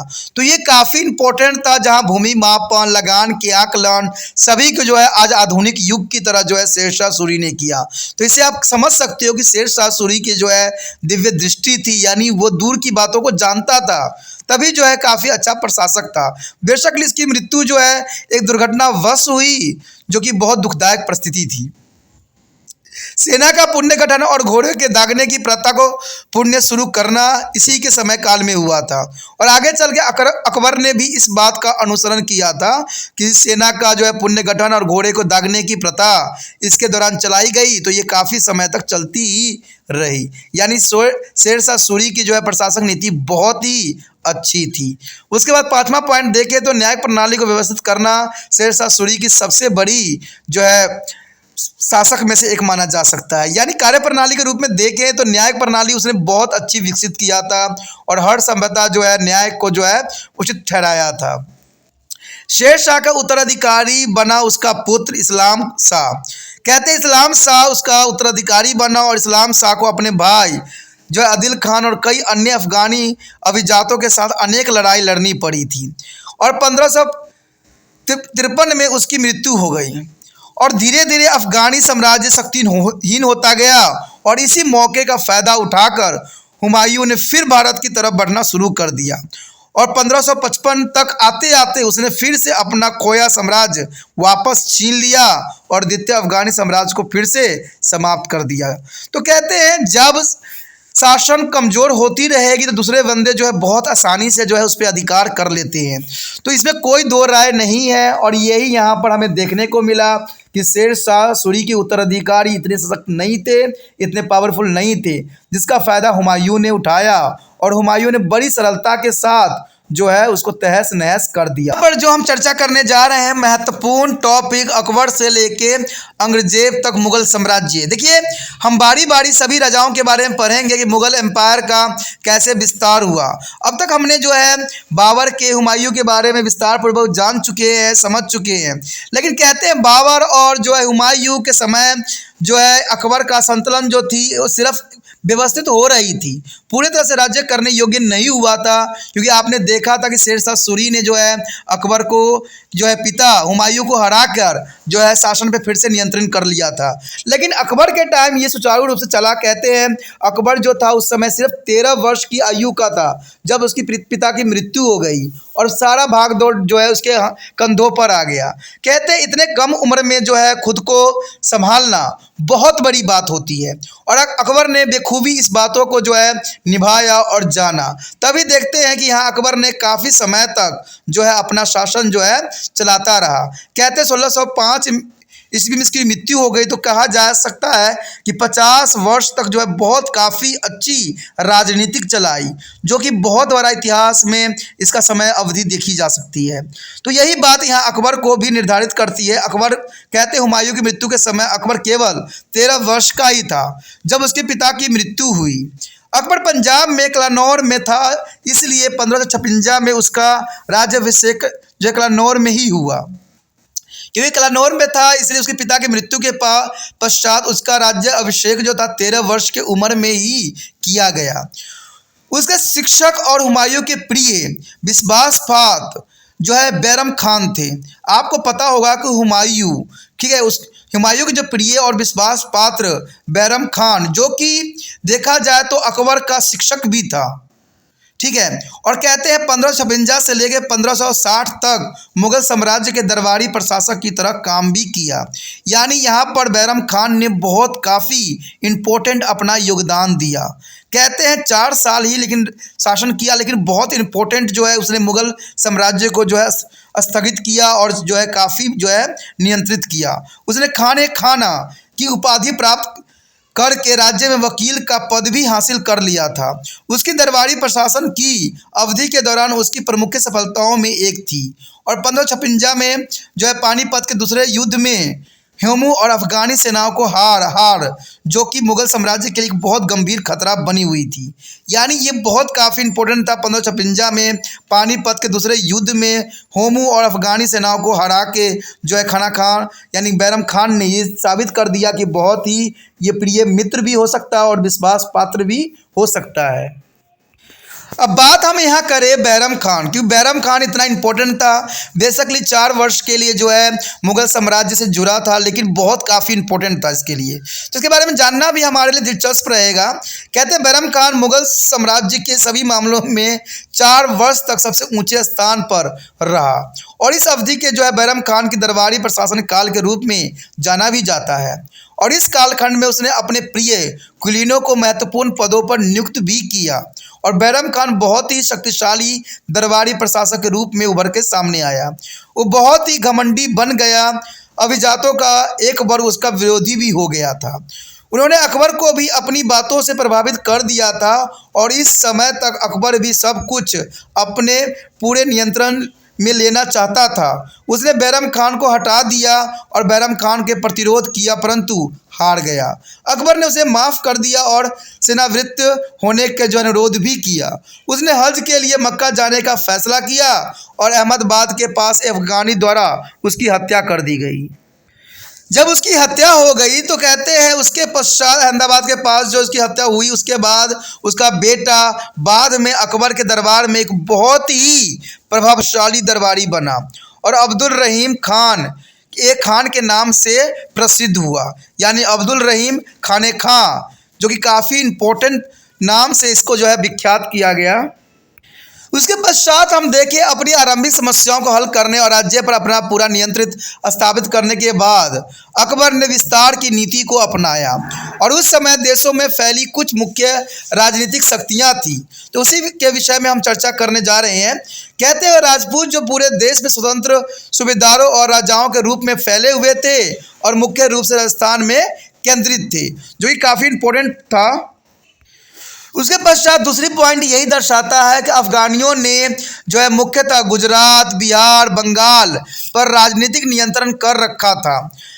खानादेश और अहमदनगर जो है बीजापुर, गोलकुंडा और दक्षिण भारत के कुछ अन्य साम्राज्य और दक्कन बहुत ही शक्तिशाली हो गए थे। कहते काबुल और कंधार पर यद्यपि मुगल गुटों का शासन था, पर वो अकबर से दुश्मनी नहीं रखते थे, जो कि काफ़ी ज़रूरी था और काफ़ी संगठित करने के लिए अकबर के लिए इम्पोर्टेंट भी था। अकबर ने बहुत ही व्यवस्थित नीति से साम्राज्य को फैलाने का काम शुरू कर दिया। बैरम खान को बर्खास्त करने के बाद अकबर का पहला कदम था अपने अभिजात वर्ग से संघर्ष समाप्त करना। इसके नियंत्रण के लिए उसने अत्यंत कूटनीति जो है कौशल और संगठनात्मक जो है योग्यताओं का प्रदर्शन किया। अपनी विस्तार की नीति की शुरुआत उसने मध्य भारत से की, जो 1559 से 60 में अकबर ने किया था। अपने पहले अभियान दल को मालवा की तरफ बढ़ने से पूर्व ही ग्वालियर को जीतने के लिए उसने भेज दिया था और मध्य भारत में मलबा पर उस समय बाज बहादुर का शासन हुआ करता था और इसके विरुद्ध लड़ाई के अभियान पर अकबर ने आदम खान को तैनात कर दिया था और बजाय बहादुर हार गया और ब्रह्मपुर की तरफ ही भाग गया। गोंडवाना और दलमपत शाह की विधवा रानी दुर्गावती द्वारा शासित मध्य भारत का स्वतंत्र प्रदेश था, जिसे जीतने के बाद अकबर ने 1564 में मुगल साम्राज्य में शामिल कर लिया। तो कहते हैं काफ़ी इम्पोर्टेंट था जिसको उसने जो है अपने साम्राज्य में शामिल कर लिया क्षेत्र। उसके पश्चात अकबर ने राजस्थान की तरफ अपना रुख किया, यानी ऐसा लगता है कि अकबर को राजपूत राजबारों के महत्व की पूरी जानकारी थी और वह अपने राज्य के बड़े क्षेत्र में विस्तार करने की अपनी महत्वाकांक्षा को पूरा करने के लिए उन्हें अपना मित्र बनाना चाहता था। जहाँ भी संभव हुआ उसने राजपूतों को जीतने का प्रयास किया और उन्हें मुगल सेवा में नियुक्त भी किया। उसने ब्रह्मल जैसे राजपूत राजा और परिवार के साथ वैवाहिक संबंध भी स्थापित किए। अजमेर यानी अंबर का राजा भरमल अकबर के साथ ऐसे संबंध जोड़ने वाला पहला राजा था।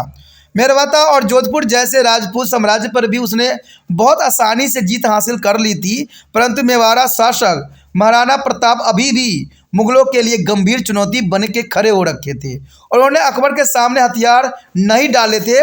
बहुत लंबे संघर्ष और चित्तौड़ के किलों की घेराबंदी के बाद अकबर ने मेवाड़ा को सेनाओं पर जीत हासिल करने में कामयाबी प्राप्त कर लिया था। बहुत बड़ी संख्या में राजपूत सैनिक की युद्ध में मृत्यु हो गई, परंतु अभी भी उसे पूरी तरह हराया नहीं जा सका था और कुछ न कुछ प्रतिरोध लंबे समय तक मेवाड़ा की ओर से किया जा रहा था। चित्तौड़ को हराने के बाद ही रणथंभौर को जो है कलिंजर को जीता जा सकता था। मरवाड़ा, बीकानेर और असलमेर में भी अकबर ने सामने हार मान लिया था और 1570 तक अकबर ने लगभग पूरे राजस्थान को जीत लिया था। अकबर की सबसे महत्वपूर्ण सफलता यह थी कि पूरे राजस्थान को अपने अधीन करने के बावजूद राजपूतों और मुगलों में कोई शत्रुता नहीं थी। इस सब कारणों से के संबंध में हम जो है अगले पाठ में चर्चा करेंगे और जानने की कोशिश करेंगे कि उनकी मित्रता किस प्रकार की थी। अकबर को इन्हीं क्षेत्र को जीत के उसको जो है संतुष्टि नहीं प्राप्त हुई, वो पूरे भारत पे अपना अधिकार करना चाहता था। इसलिए उसने अफगान में गुजरात, बिहार और बंगाल पर जो है अपना प्रभुता स्थापित करने के लिए हर संभव कोशिश किया। अफगानियों के खिलाफ जंग अकबर ने 1572 में शुरू कर दी थी। वहाँ के जो है राजकुमारों में से एक राजकुमार जो है इतिमाद खान ने अकबर को आमंत्रित किया था कि वह वहाँ आकर इसे जीत ले। अकबर खुद अहमदाबाद पहुंचा और किसी विशेष विरोध के बगैर ही अकबर ने नगर को जीत लिया।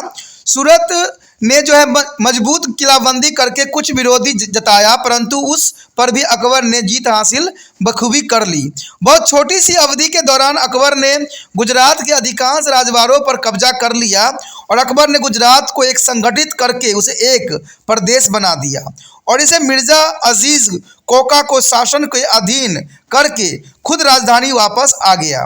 वो 6 महीने की अवधि में अनेक बागी गुटों से एकता कर ली और मिलकर मुगल शासन के विरोध विद्रोह कर दिया और मुगल सूबेदारों को भी कई प्रदेश क्षेत्रों को अपना कब्जा छोड़ना भी पड़ा। बागियों के नेताओं थे और इख्तियार उल मुल्क और मोहम्मद हुसैन मिर्जा।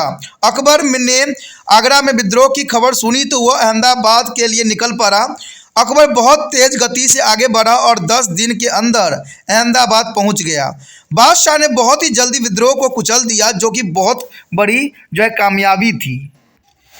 गुजरात के अभियान के बाद बंगाल और बिहार की तरफ रुख किया गया, जो अफगानियों के नियंत्रण में थे।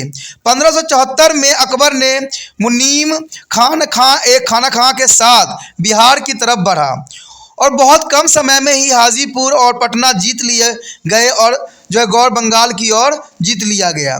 इसके साथ ही 1576 तक बंगाल में स्वतंत्र शासन समाप्त हो गया था और 1592 तक जो है मुगल जो है मनसबदार राजा मान सिंह ने लगभग पूरे उड़ीसा को मुगल साम्राज्य के अधीन कर दिया, जो कि काफ़ी इम्पोर्टेंट समय काल था।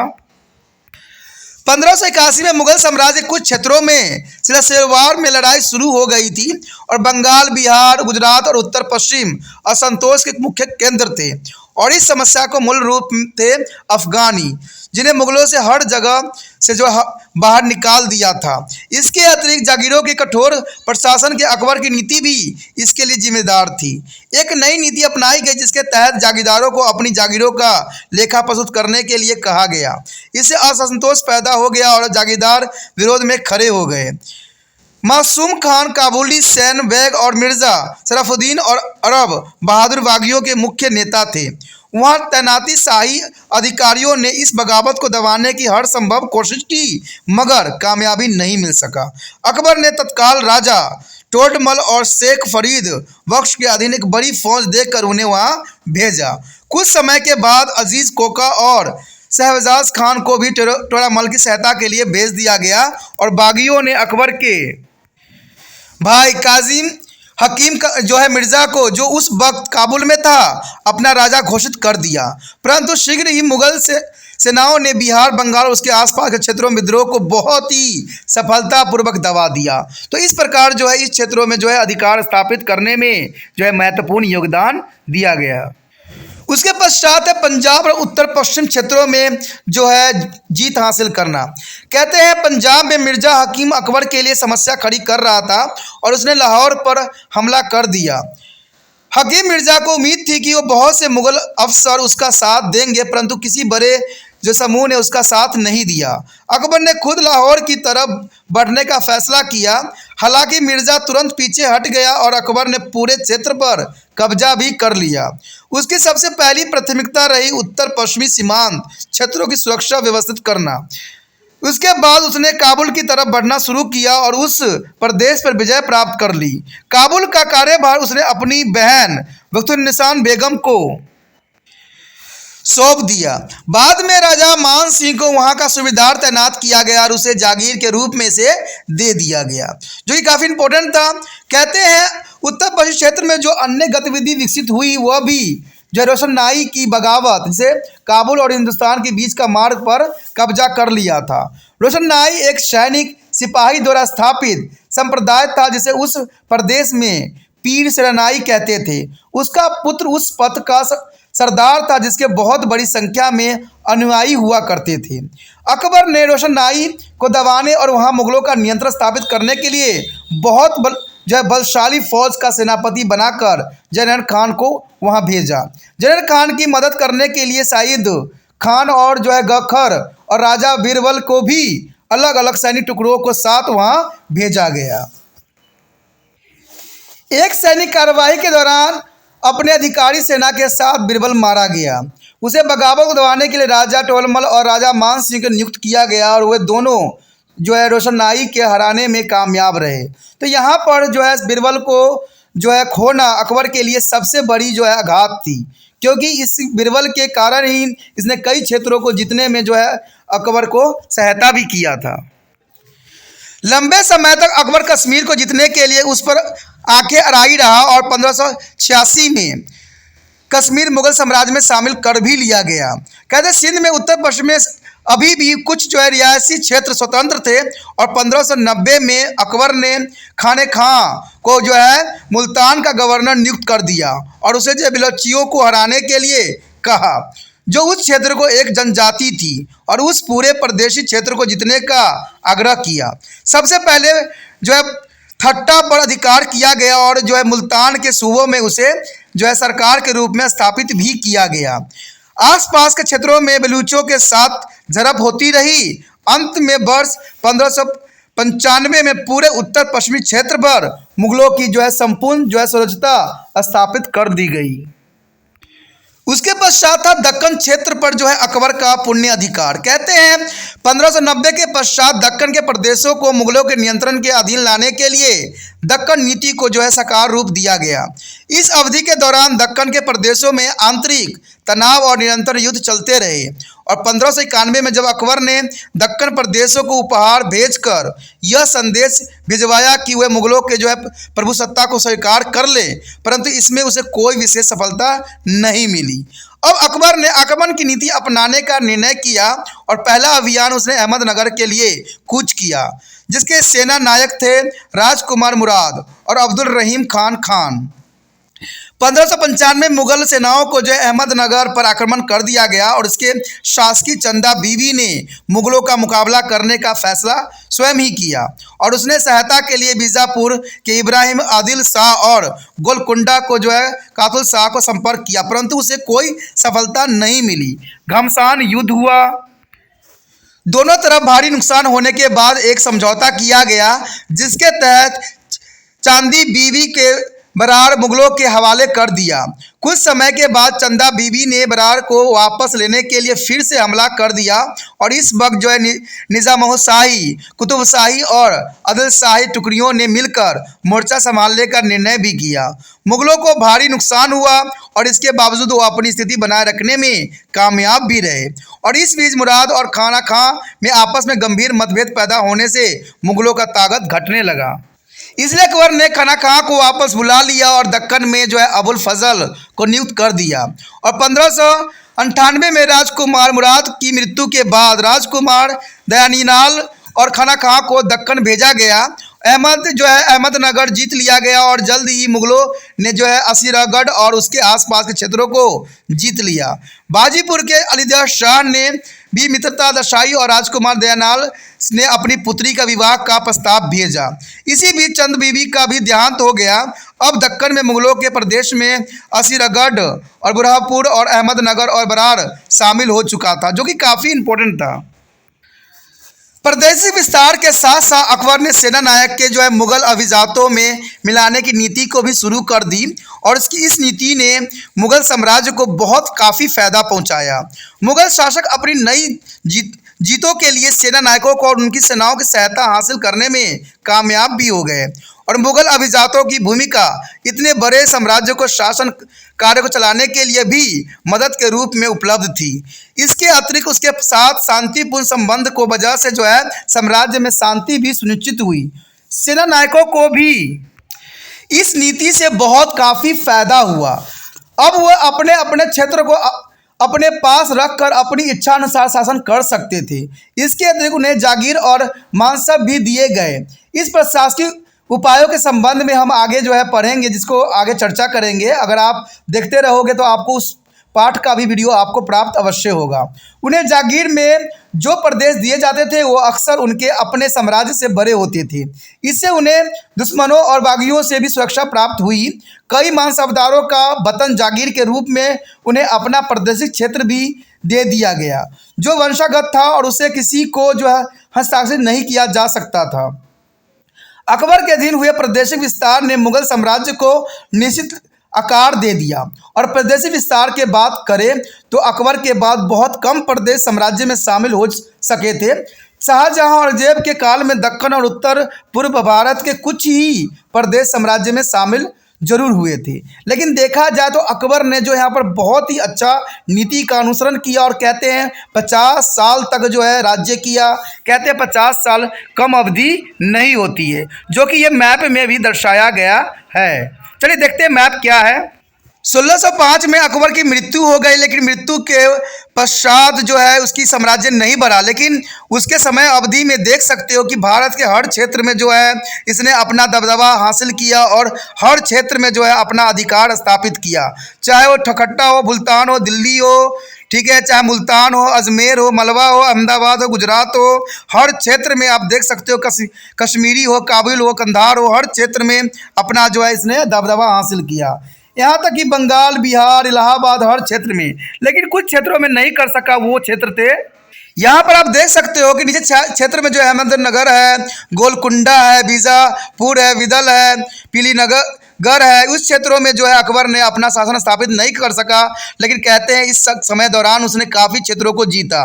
तो मुगल साम्राज्य का विस्तार अकबर के अधीन बहुत काफ़ी हुआ और बहुत काफ़ी जरूरी भी था। जैसे कि हम बात कर रहे हैं जहांगीर और शाहजहां, देखिए कहते हैं जहांगीर ने जहां पर आगे इसको बढ़ाया, शाहजहां ने भी अपना महत्वपूर्ण योगदान दिया। कहते हैं पिता और पुत्र का जो ये जोड़ी थी काफ़ी अच्छा था अकबर के बाद, तो दोनों ही काफ़ी इंपॉर्टेंट थे। जहांगीर ने दक्कन में अकबर की विस्तार नीति को अपनाया, परंतु कुछ समस्याओं को कारण उसे इस काम में बहुत ही कम सफलता मिली। कहते हैं खुर्रम की बगावत की वजह से पैदा हुई संकट के कारण वह इस तरफ अधिक ध्यान नहीं दे पाया और दक्कन से कुछ फायदा उठाने के लिए मुगल अभिजात वर्ग भी उसके षड्यंत्रों और लड़ाइयों में शामिल हो गया था, जो कि बहुत काफ़ी इंपॉर्टेंट था। जहांगीर ने अपने पिता अकबर की तरह जो है पूरा जो है नीति नहीं अपना सका और नहीं विस्तार कर सका। कहते इसका कारण जो था यहाँ पर षड्यंत्र लड़े जा रहे थे और लड़ाइयाँ हो रहे थे, तो इस कारण जो है ये आगे नहीं बढ़ा पाया इम्पल्स को। पहले 3 वर्ष के दौरान दक्कन में जो है बालाघाट और अहमदनगर के काफ़ी जिलों को फिर से हासिल कर लिया गया था और मलिक अंबर इसमें से प्रमुख शासक था, जिसने मुगल सेनाओं को हराकर बरारा और बालाघाट और अहमदनगर के कुछ भागों को वापस जीत भी लिया था। हारे हुए प्रदेश पर मुगल फिर दोबारा कब्जा हासिल नहीं कर सके। इस दौरान शाहजहां ने अपने पिता के खिलाफ बगावत कर दी और मलिक अंबर से जो है मित्रता स्थापित कर ली। ये भी बहुत बड़ी दौर थी जहां पर शाहजहां ने अपने पिता जहांगीर से जो है बगावत करके अलग ही हो जाने की कोशिश किया, जिसकी वजह से घर में जो है एक दरार सी पड़ गई। मलिक अंबर ने अहमदनगर पर कब्जा करने की कोशिश की मगर असफल रहा। उसने जो है अदिल शाह से जो है शोलापुर छीन लिया और शाहजहां के साथ मिलकर बुरहानपुर पर जो है कब्जा करने की कोशिश भी की, परंतु असफल रहा। और एक बार तो जहांगीर और शाहजहां के बीच शांति स्थापित हो भी गई थी, लेकिन मलिक अंबर भी शांत हो गया और सन जो है 1627 में जो मलिक अंबर के मृत्यु की हो गई और साम्राज्य के वकील और पेशावर के रूप में उसका उत्तराधिकारी उसका पुत्र जो है फतेह खान बन गया। फतेह खान बहुत ही आक्रामक और प्राकृतिक का था और वह उसके शासन के दौरान दक्कनी और अभिजातों के बीच परंपरा लड़ाई शुरू हो गई थी। जहांगीर के शासनकाल के दौरान मुगल साम्राज्य में दक्कन में कोई भी प्रदेश शामिल नहीं हो सका था। ये बहुत बड़ी विडंबना थी कि जहांगीर के समय काल में कोई भी जो है साम्राज्य में शामिल नहीं हो सका था। असल में दक्कनी शासकों ने अपने प्रदेशों को मुगल साम्राज्य को बहुत कमजोर बना दिया था। मलिक अंबर की अति महत्वाकांक्षा दक्कन प्रदेशों को संयुक्त मोर्चों के राह में एक बहुत बड़ी बाधा बनके उभरी थी। जहांगीर की मृत्यु होने और शाहजहां के राज सिंहासन में बैठने की अवधि के दौरान दक्कन के मुगल सूबेदार खान जहां लोधी ने जरूरत के वक्त मदद लेने के इरादे से बालाघाट निजाम शाह को दे दिया था और सिंहासन बैठने के बाद शाहजहां ने जो है खान जहां लोधी को जो है बालाघाट वापस लेने का आदेश दिया, परंतु वह उसमें असफल रहा और इसके बाद शाहजहां ने उसे दरबार में वापस बुला भी लिया। इस पर जो है खान जहान उसका दुश्मन बन गया और उसने बगावत कर दी। उसने जो है निजाम शाह के पास जाकर आश्रय ले लिया और इसने जो है शाहजहां को क्रोधित कर दिया और उसने दक्कन प्रदेश के विरुद्ध आक्रामक रुख अपनाने का भी निर्णय कर लिया गया। शाहजहां का मुख्य उद्देश्य था दक्कन के खोए हुए प्रदेश को वापस हासिल करना। उसे विश्वास था कि दक्कन में अहमदनगर की स्वतंत्रता जो है मुगल नियंत्रण के आड़े आ रही थी और उसने अहमदनगर को छोड़कर बीजापुर और मराठों को जीतने का निर्णय भी किया। इसमें उसे सफलता मिली। मलिक अंबर के पुत्र फौत खान ने अपनी मुगलों के सुलह कर ली और अब जो है फतेह खान को दक्कन का सूबेदार भी नियुक्त कर दिया गया। परंतु दक्कन के राज्यों के साथ लड़ाई अभी भी जारी रही। अंत में सन 1636 में बीजापुर और गोलकुंड के बीच एक समझौते पर हस्ताक्षर किए गए। बीजापुर के साथ समझौते कुछ शर्तें यहाँ पर दर्शाया गया है जो कि काफ़ी इंपॉर्टेंट है। कहते हैं बीजापुर के समझौते की कुछ शर्त दिया है जिसमें साफ बात ये दर्शाई गई थी कि जो आदिल शाह मुगलों की अधीनता स्वीकार करेगा, सबसे पहली बात थी। दूसरी बात ये थी कि उसे 20 लाख रुपए जो है क्षतिपूर्ति के रूप में देने होंगे। तीसरी बात थी कि वो जो है गोलकुंडा के मामले में कोई जो है दखल अंदाजी नहीं करेगा। साथ में बीजापुर और गोलकुंड के बीच कोई विवाद होने पर मुगल शासक उसका जो है बिचौली होगा। कहते शाही जी भोसले के खिलाफ लड़ाई में जो है आदिल शाह मुगलों की सहायता भी करेगा, इस बात पे भी जोर दी गई थी। गोलकुंड ने भी एक संधि पत्र तैयार किया। इस संधि पत्र के अनुसार कुछ बातें इस प्रकार थी कि गोलकुंड के ने मुगल शासक के प्रति वफादार की शपथ ली है। उसने मुगल शासक के नाम को जो है खुतबा में स्वीकार करने की सहमति भी दी है और ईरान के शाह का नाम छोड़ दिया है। गोलकुंड के मुगलों के 2 लाख हुंड प्रति वर्ष देने की सहमति भी जताई गई है। इन समझौते से दक्कन में लड़ाइयों का अंत हो गया और अब मुगल अपना अधिकार क्षेत्र दक्षिण भारत के अधिकांश क्षेत्र तक फैलाने में कामयाब भी हो सका। और कहते हैं 1656 से 57 में जब इन समझौतों को अनदेखी की गई तो मुगल नीति में एक विशिष्ट तब्दीली आ गई। अब शाहजहां ने औरंगजेब से दक्कन के साम्राज्य को सभी प्रदेशों को जीतकर मुगल साम्राज्य के साथ जोड़ने का आदेश भी दे चुका था। और कुछ इतिहासकार ने यह तर्क भी दिया है कि इस नीति को बदलने का कारण था दक्कन के प्रदेशों में उपलब्ध संसाधनों का दोहन करना। परंतु इस परिवर्तन के मुगल साम्राज्य का कोई खास लाभ नहीं मिला, बल्कि इससे भविष्य के लिए और अधिक समस्या पैदा कर दी। कहते हैं ये समस्या जो थे औरंगजेब के लिए काफ़ी जो थे घातक सिद्ध हुआ और कहते हैं औरंगजेब के बाद जो है शासन चलना स्वाभाविक बात ही नहीं बना। तो आगे हम देखेंगे कि औरंगजेब का जो है कैसा उसने शासन चलाया। चलिए देखते हैं औरंगजेब के शासनकाल कैसे थी। यहाँ पर अगर हम देखें तो औरंगजेब की अपनी नीति थी जो कि विशिष्ट थी। कहते हैं अपने पिता के पश्चात औरंगजेब ने बखूबी बहुत कोशिश किया, लेकिन कहते हैं ये बहुत ही सख्त रूल रेगुलेशन को जो है अपनाया। औरंगजेब दक्कन के प्रति बहुत ही आक्रामक नीति अपनाने में विश्वास रखता था। जो प्रोफेसर जो है सतीश चंद्र दक्कन प्रदेशों के प्रति उसकी नीति के 3 विभिन्न चरणों को रेखांतरित करते हैं, यानी इनके अंतर्गत 3 बातों को उसने जो है विशेष महत्व दिया था। पहली बात तो ये थी कि 1658 से लेकर 1668 के दौरान मुख्य लक्ष्य था जो है बीजापुर के कल्याणी, विदल और पेरेंडा प्रदेश को छीनकर अपने कब्जे में करना। और इस चरण के दौरान मराठे के विरुद्ध जो है दक्कन प्रदेश से सुरक्षा सहायता पाने की कोशिश भी की गई। दक्कन के सूबेदार जय सिंह ने भी बीजापुर को जीतने का प्रयास किया, परंतु ये असफल रहा।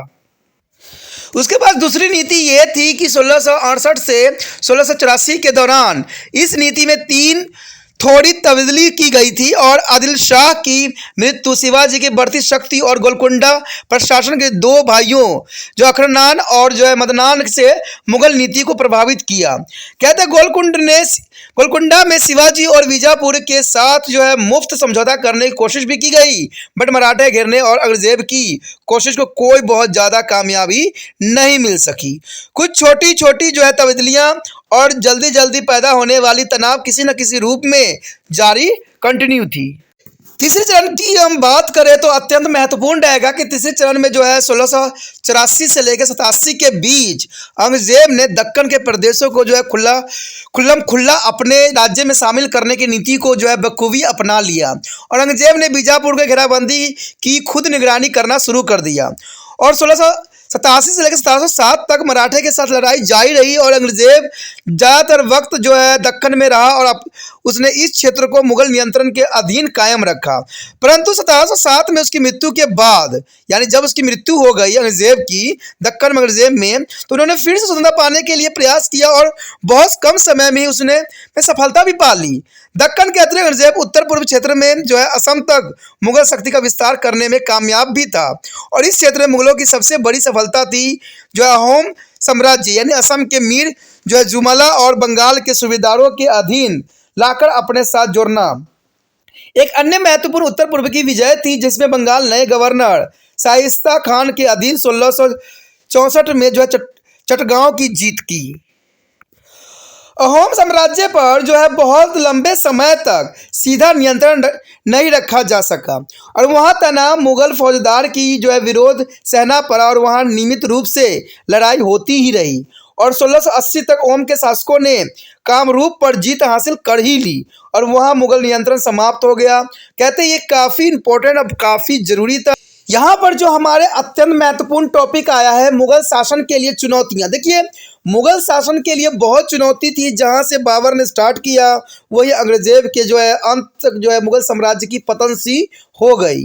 कहते इसके बीच में बहुत सी चुनौतियों का सामना करना पड़ा, बहुत से शासक भी हुए, चाहे वो हुमायूं हो, चाहे अकबर हो, शाहजहां हो, जहांगीर हो, चाहे औरंगजेब हो। सबने अपने अपने समय में बहुत ही कूटनीतियों का उपयोग किया लेकिन ये सफल रहा। लेकिन औरंगजेब जो था आखिरी रूप से जो है अपने स्वतंत्र को बचा रखा, उसके बाद कोई भी योग्य राज्य नहीं कर सका।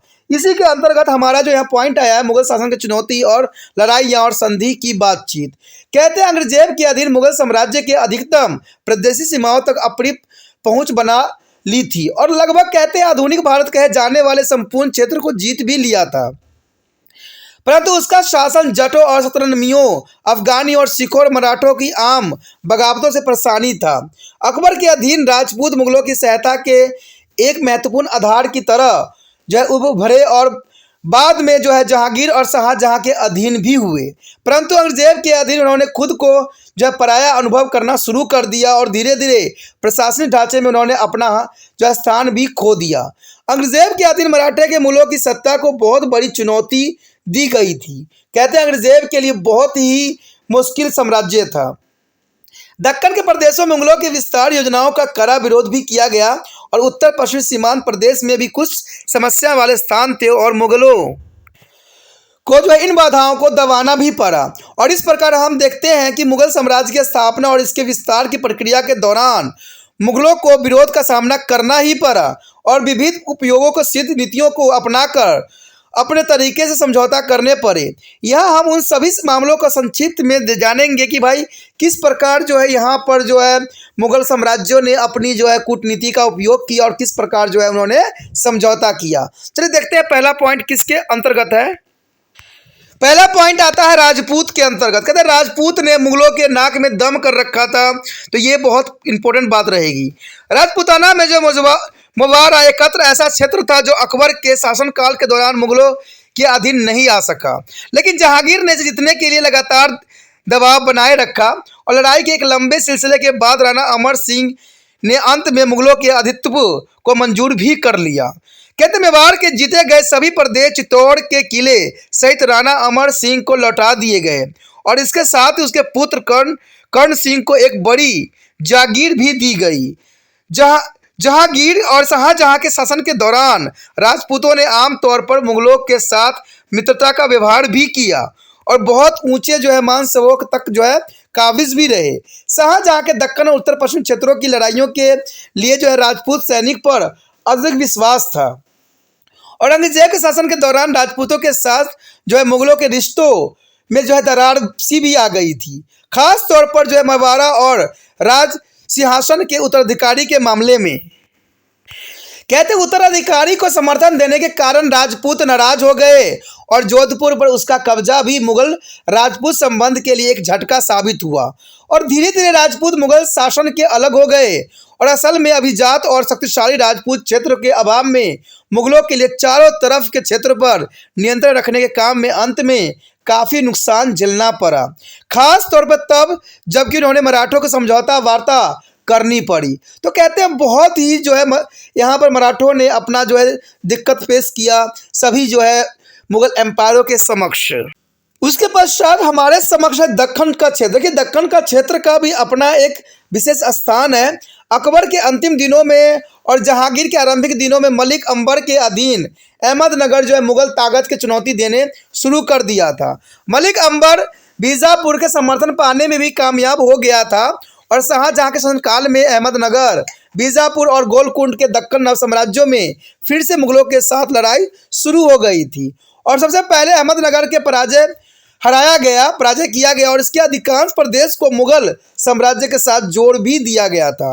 और 1636 तक आते आते बीजापुर और गोलकुंडा को भी हरा दिया गया था, परंतु इस साम्राज्य को मुगल साम्राज्य के साथ नहीं जोड़ा गया था। और एक संधि पत्र बनाने के बाद यह निर्णय हुआ कि हराए गए शासक वारसी नजराना देंगे और मुगलों की सत्ता को स्वीकार भी करेंगे। लगभग 10 वर्ष के लिए शाहजहां ने अपने पुत्र औरंगजेब को इस क्षेत्र में नियुक्त भी किया था। औरंगजेब के शासनकाल में दक्कन प्रदेश और मराठे के साथ संघर्ष और भी गंभीर हो गया। असल में औरंगजेब ने अपने शासन के अंतिम 20 वर्ष दक्कन में लगातार युद्ध करते हुए व्यतीत किए, जो कि काफी इंपॉर्टेंट था।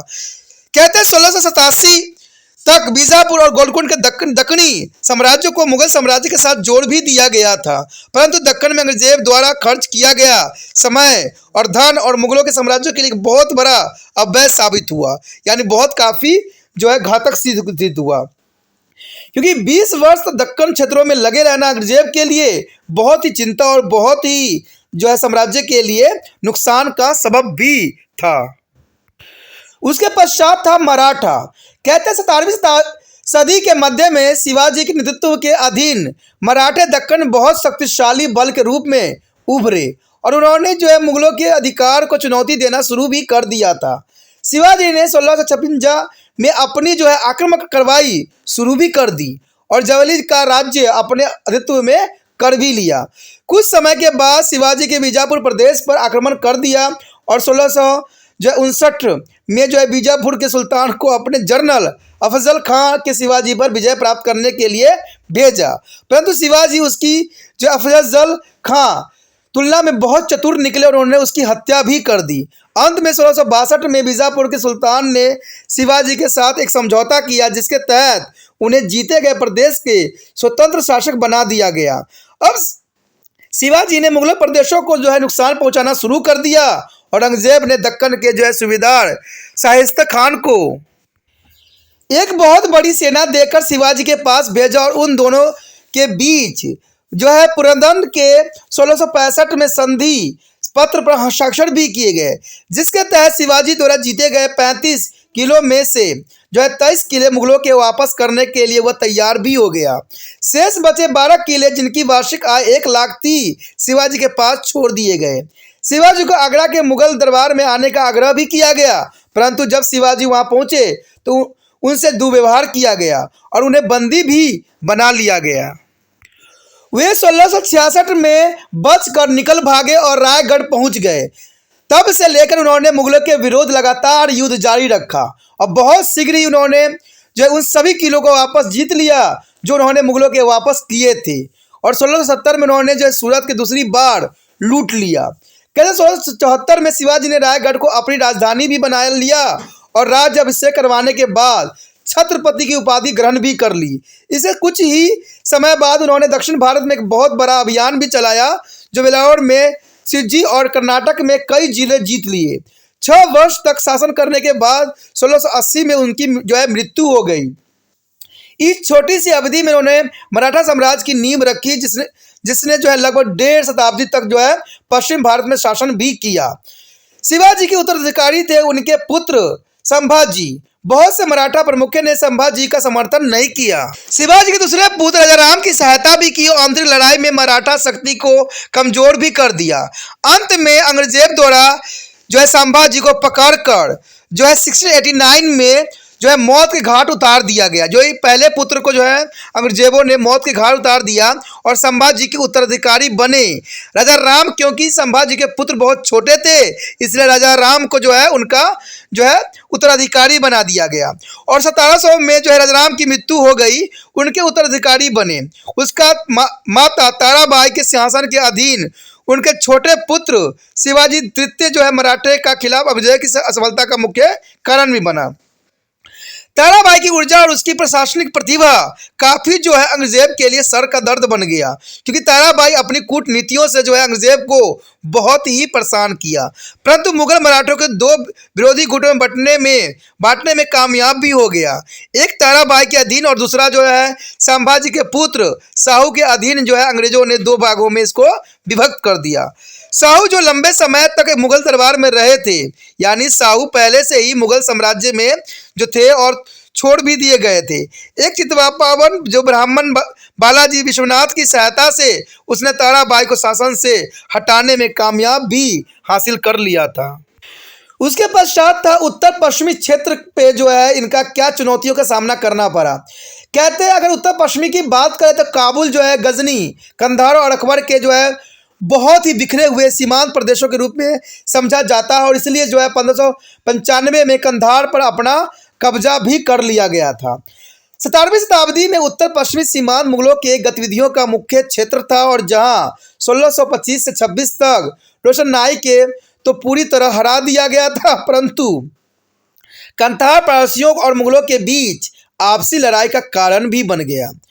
अकबर की मृत्यु के बाद पारसियों ने जो सफावी शासक शाह अब्बास प्रथम के अधीन कंधार को जीतने की कोशिश भी की, परंतु विफल रहे। इसके पश्चात जो है 1620 में शाह अब्बास जो है प्रथम ने जहांगीर के कंधार वापस उसे देने का अनुरोध भी किया, परंतु उसने ऐसा करने से मना भी कर दिया और 1622 में एक और आक्रमण करने के बाद पारसियों ने कंधार को जीत लिया। शाहजहां के अधीन कंधार एक बार फिर मुगलों के हाथों में आ गया, परंतु जो है 1649 में पारसियों ने दोबारा इसे जीत लिया था और कंधार के जीतने के जंग औरंगजेब के शासनकाल तक चलती रही, परंतु मुगलों को इससे बहुत ही कम कामयाबी मिली।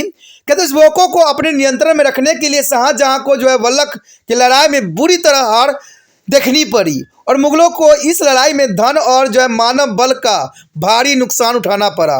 औरंगजेब के शासन के अधीन कंधार के मामलों को छोड़ दिया गया और पारसियों के साथ राजनीतिक संबंधों दोबारा जो है स्थापित किया गया। यहाँ पर जो मानचित्र आप देख सकते हो ये शिवाजी के अधीन क्षेत्र थे। शिवाजी देखा जाए तो हर क्षेत्र में जो है अपना दबदबा बना लिया था और इनके साम्राज्य काफ़ी क्षेत्रों में बेखूबी बढ़ गया था, जो कि मैप भी दर्शा रहा है और मैप बिल्कुल बता रहा है कि शिवाजी का जो है क्षेत्र किस प्रकार विस्तार होता चला गया। यही चिंता का सबसे बड़ा विषय औरंगजेब के लिए था कि यहाँ पर शिवाजी के जो क्षेत्र था वो बढ़ता ही चला जा रहा था और औरंगजेब कुछ भी नहीं कर पा रहा था। इसीलिए धोखे से जो है शिवाजी को औरंगजेब ने कैद किया, लेकिन शिवाजी को ये बात समझ में आ गया कि सिर्फ औरंगजेब धोखा ही दे सकता है, दोस्ती का हाथ नहीं बढ़ा सकता। फिर किले को छूटने के बाद वो जो है सदैव जो है औरंगजेब के खिलाफ जो है बहुत बड़ी कार्रवाई किया और फिर से जितने भी किले थे उसको जीत लिया, जो कि यहाँ पर मैप में दर्शाया गया है। इन सब कारणों से यह स्पष्ट हो गया है कि अकबर के शासन के अधीन मुगल साम्राज्य के प्रादेशिक विस्तार की नीति साम्राज्य की प्रमुख नीति बनी रही। औरंगजेब के अधीन दक्कन में और उत्तर पूर्वी क्षेत्र में छोटे से पैमाने पर इसका और अधिक विस्तार भी किया गया।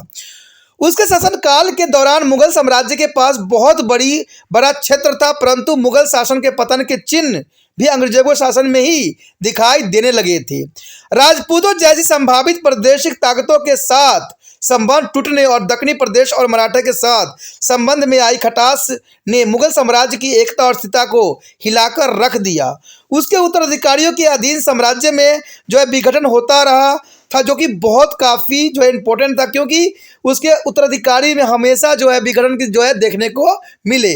लेकिन अकबर ने जो है इसको बहुत काफ़ी जो सशक्त बनाया था, लेकिन उसके जो जितने भी उत्तराधिकारी हुए वो इन सब चीज़ों में सशक्त नहीं हो सके। तो ये सारी बातें जो है मुगल की एम्पायर के लिए एक चुनौती के रूप में नज़र आती है। कहते दोस्तों इसी के साथ हमारा ये चैप्टर भी ख़त्म हो जाता है, जो कि बहुत काफ़ी महत्वपूर्ण था। आगे का चैप्टर और भी महत्वपूर्ण है, तो अगला जो वीडियो देखना मत भूलना। अगर अच्छा लगा तो लाइक शेयर सब्सक्राइब भी करना नहीं भूलना है। जितना हो सके इस वीडियो को दूसरे बच्चों को पहुंचाने में आपने तिरपान सेंटर का सहायता करना है। और एक इम्पोर्टेंट बात ये रहती है, अगर पहली बार वीडियो देख रहे थे तो चैनल को सब्सक्राइब भी कर लेना, आपका दायित्व हो जाता है, नहीं तो अगला वीडियो का नोटिफिकेशन भी आपको प्राप्त नहीं हो पाएगा और अगले वीडियो का जो है देखने से अनभिज्ञ हो जाइएगा। तो इसलिए जो है चैनल को सब्सक्राइब करना ही आपके कल्याण में है।